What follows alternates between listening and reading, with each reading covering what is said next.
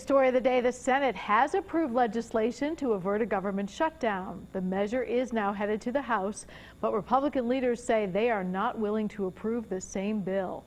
Some 800,000 federal workers could be told to stay home next week if members of Congress cannot reach a deal.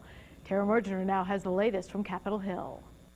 The Senate started its day with a prayer as the chaplain asked for divine intervention. Let us pray. To help avoid a government shutdown. Deliver us from governing by crisis. A few hours later, the Senate did pass legislation to keep the government running. The bill as amended is passed.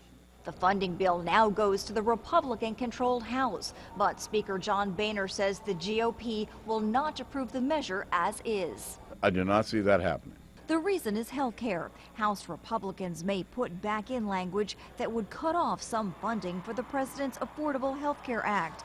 Democrats say they won't accept it. Any bill that continues to play political games will force a government shutdown. They need to accept what we just passed. If Congress cannot reach a deal, the government will partially shut down after midnight Monday, and some 800,000 federal workers could be told to stay home next week.